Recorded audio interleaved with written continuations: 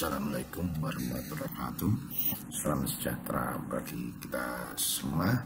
Semoga Bapak Ibu sekalian dalam kondisi sehat walafiat dan perusahaan Bapak Ibu bisa berjalan lancar.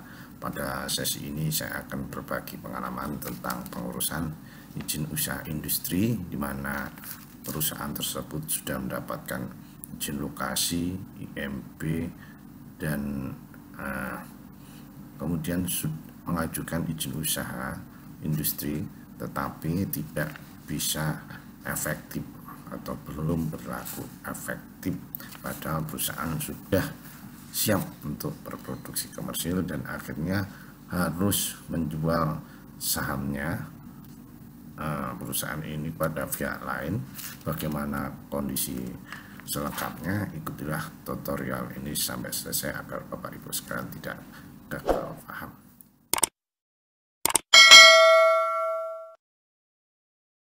Ini saya akan memberikan tutorial atau berbagi pengalaman dalam hal permohonan izin usaha, di mana perusahaan yang bersangkutan sudah mendapatkan NIB termasuk izin usaha, tetapi tidak bisa efektif.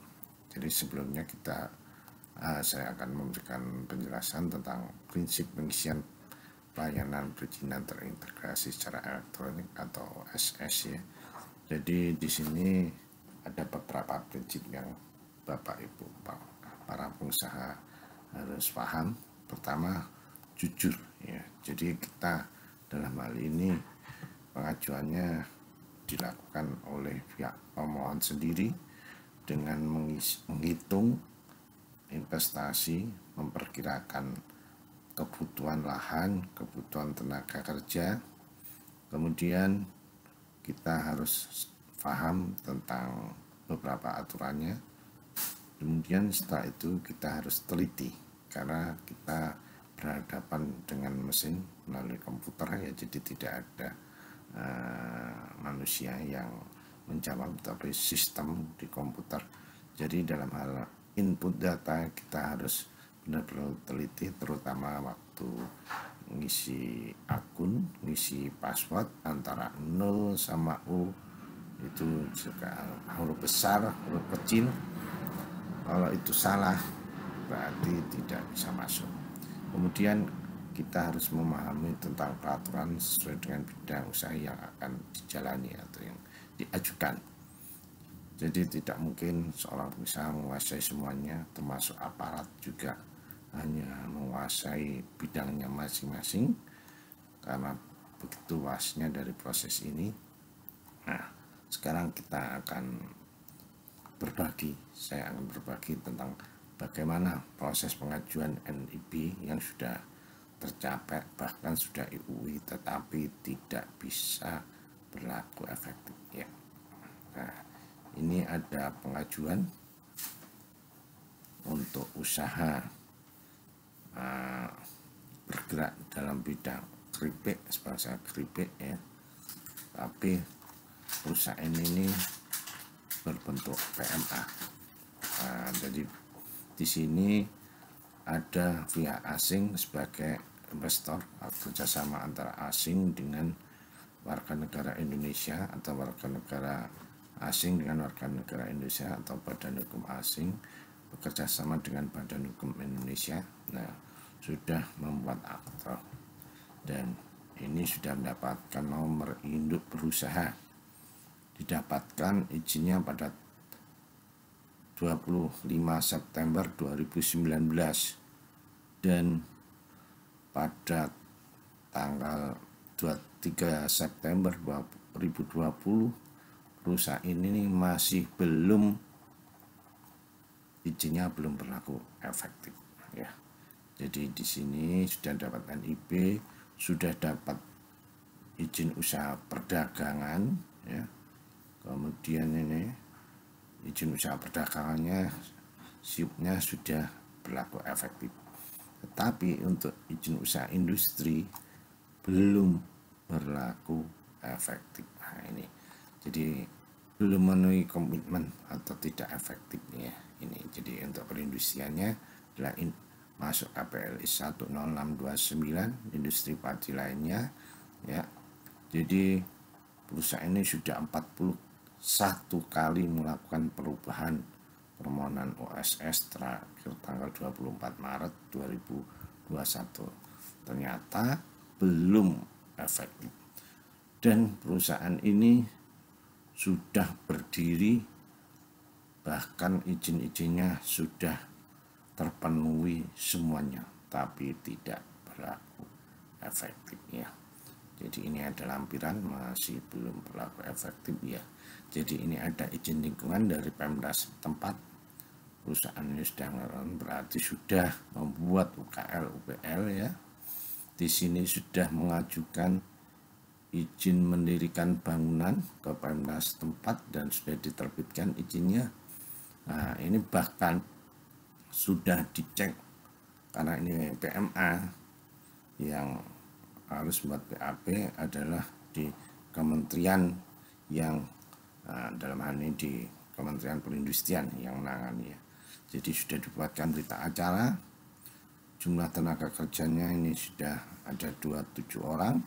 Kemudian investasinya 9M lebih 667 juta. Kemudian klasifikasinya industri menengah ya.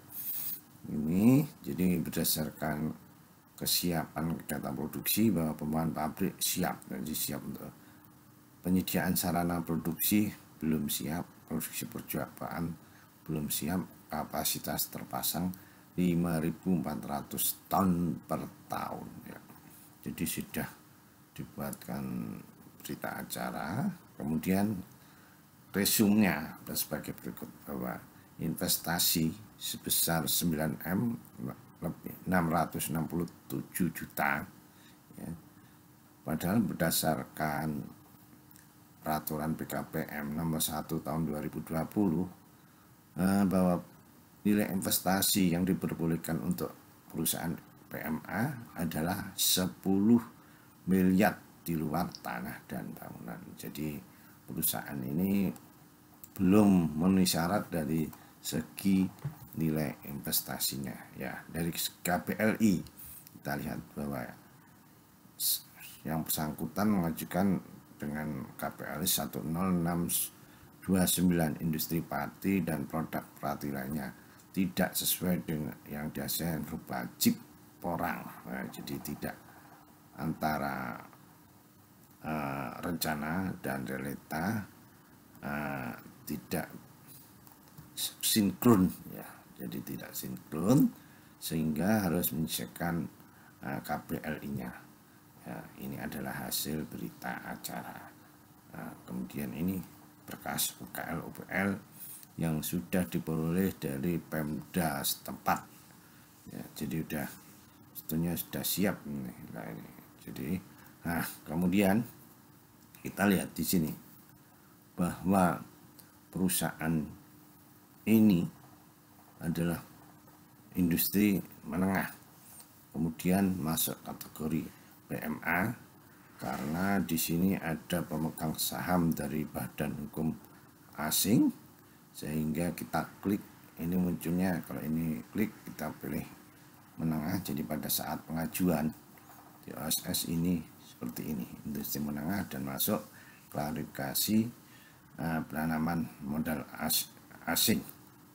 Kenapa hal ini bisa terjadi? Bahwa sudah lengkap perizinannya tetapi tidak berlaku efektif. Nah, mari kita pelajari. Untuk selanjutnya kita akan melihat DNI yang terbaru, yaitu tahun 2021 ya. Jadi ada DNI, daftar negatif investasi, jadi berisi tentang bidang usaha yang terbuka, atau mungkin harus ada aturan-aturan tertentu supaya investasi bisa diterima melalui OSS. Jadi peraturan Presiden nomor 10 tahun 2021 tentang bidang usaha penanaman modal. Di sini banyak sekali lampirannya, jadi kita hanya mempelajari dari sisi kenapa tertolak melalui sistem OSS ya. Nah, di sini kita lihat ada di lampiran 3 ada daftar bidang usaha dengan persyaratan tertentu. Dalam arti kata ini, jadi kalau bidang usaha tertutup bisa menjadi terbuka, nah, atau sebaliknya ya. Jadi di sini ada penerbitan koran maksimal, kalau koran majalah berarti maksimal di sini 49% ya, melalui pasar modal ya. Jadi nggak bisa sebagai mayoritas untuk penerbit surat kabar, majalah dan buletin ya. Kalau lembaga penyiaran swasta malah harus 100%, nah dalam negeri 100% ya, maksimal bisa asingnya 20%. Jadi mayoritasnya masih di lokal, bukan asing ya ini. Kemudian kita lihat untuk bidang usaha yang tadi diajukan. Nah, di sini dari KPL yang sudah diajukan 10794, berarti di sini ada ketentuan modal dalam negeri 100%. Jadi kalau ini ada modal asingnya berarti tertolak. Jadi ini industri kerupuk, keripik, peyek dan sejenisnya. Ini modal dalam negeri harus 100% ya. Nah, berdasarkan hal ini maka secara sistem apa yang terjadi di sini untuk perindustrian padi dan lain-lain dengan KPL tadi belum memenuhi komitmen atau tidak efektif, artinya tertolak. Jadi sudah diblokir sama OSS. Tapi andai kata ini pemiliknya adalah warga negara Indonesia atau badan hukum Indonesia ya, jadi gabungan antara warga negara Indonesia dan badan hukum atau badan hukum dengan badan hukum, maka solusinya ya seperti itu. Jadi yang di sini kepemilikan saham yang tadinya ada warga negara asing atau badan hukum asing masuk di bidang usaha ini berarti akan tertolak. Jadi solusinya untuk mengefek bisa agar izin usaha industri ini berlaku efektif, badan hukum ini kepemilikannya harus diubah. Artinya secara real harus ada rapat umum pemegang saham, di mana dalam hal ini harus ada suatu keputusan bahwa kepemilikan badan hukum asing atau warga negara asing harus dilepas ke badan hukum Indonesia atau warga negara Indonesia, sehingga owner dari perusahaan ini harus 100% adalah lokal, dalam artian bisa badan hukum dan warga negara Indonesia. Jadi solusinya seperti ini. Kenapa KPLI dengan nomor ini tertolak melalui sistem di OSS? Yaitu karena KPLI ini hanya diperuntukkan untuk perusahaan dengan status PMDM. Demikian yang bisa saya sampaikan. Ada kurangnya saya mohon maaf. Apabila Bapak Ibu suka, silakan like and subscribe, karena masih